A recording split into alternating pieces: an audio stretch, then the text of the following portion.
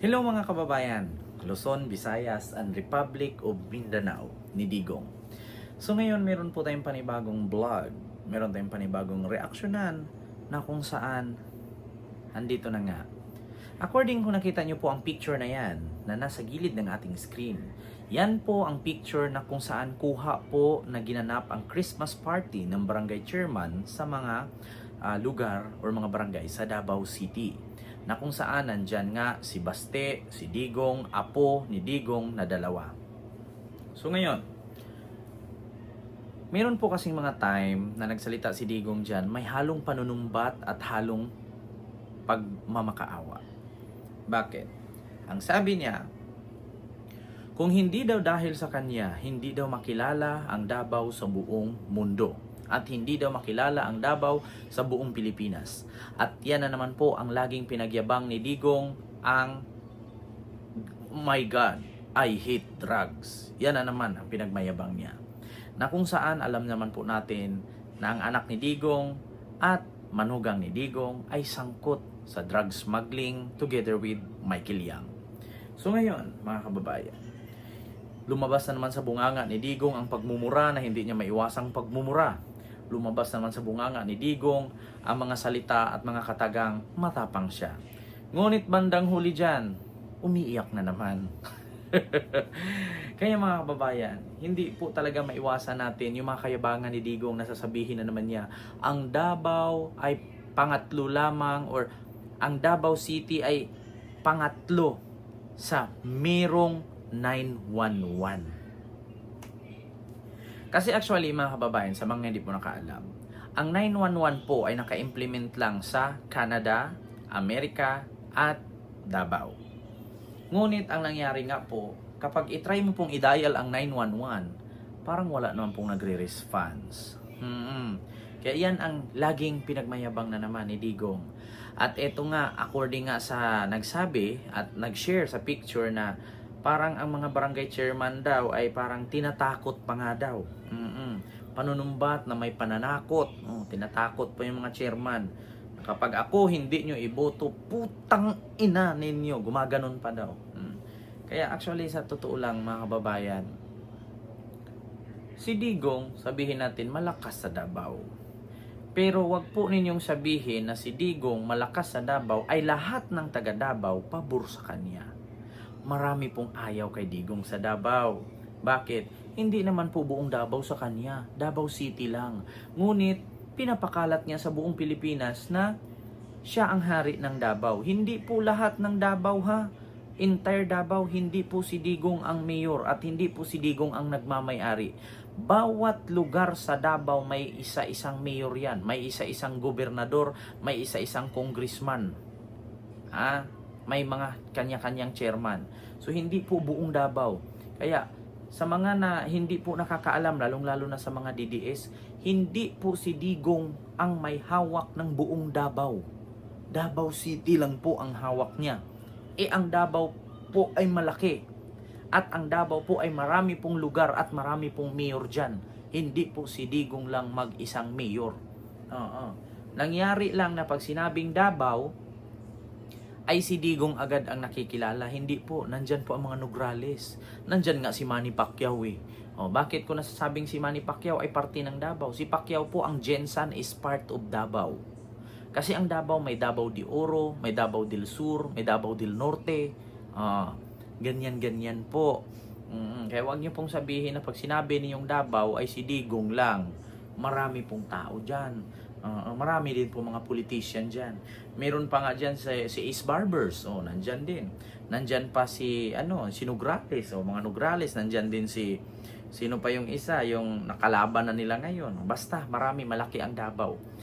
Kaya wag niyo pong sabihin na porkit sinabing Davao ay si Digong lang ang namuno dyan. Marami pa po.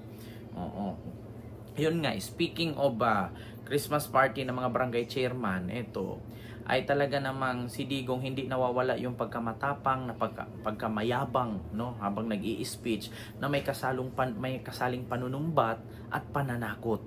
Nako po. Kung nakita niyo po sa picture diyan, si Baste, apo ni Digong dalawa. Yung naka-green nasa likod ni Baste, apo niya po yan, at itong nakaitim na nasa harap ng kamera. Apo niya po yan. So ayan po ang kaganapan na mga barangay chairman party po yan. Naku, sabi ko sa inyo, hindi po porkit nag-party yan sa lahat ng barangay chairman sa Davao ay sa kanya na. Chairman lang ang kasama niya dyan. Bakit? Lahat ba ng chairman na pumunta dyan pag iboto si Digong mananalo? Tandaan ninyo, mas marami ang residente sa bawat barangay na yan kaysa sa chairman. Sabihin natin kung ang chairman dyan 100 katao. Iilan po ang residente bawat barangay? Ilan pong residente sa 100 barangay? Hindi po lahat yun ay kay Digong.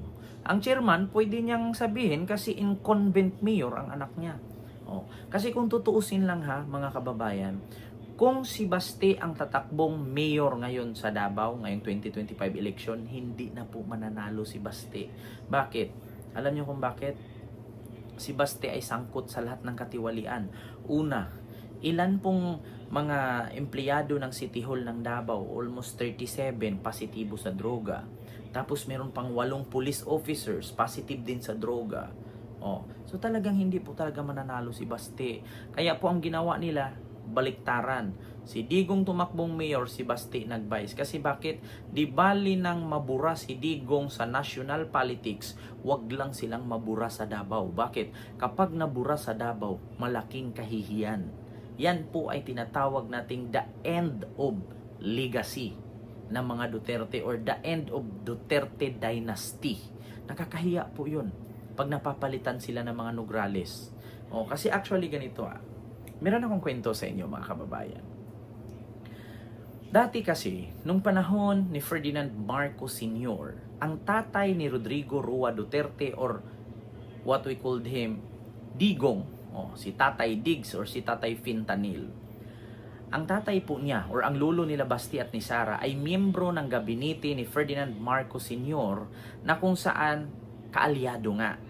Ngayon, nung pagdating ng eleksyon, tumatakbo itong, correct me if I'm wrong ha, governor or congressman ang tatay ni Digong.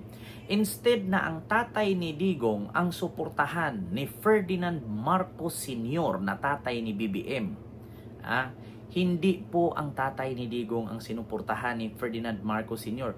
Bagkus ang sinuportahan ay ang kalaban ng tatay ni Digong.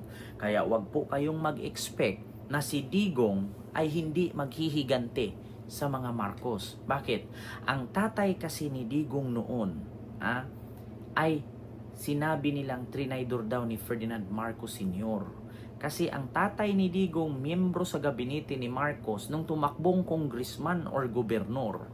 Instead na suportahan ang tatay ni Digong, iba ang sinuportahan ng tatay ni BBM.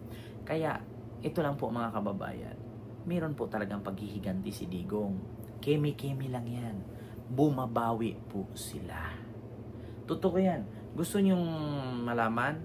Panoorin nyo sa sunod kong vlog.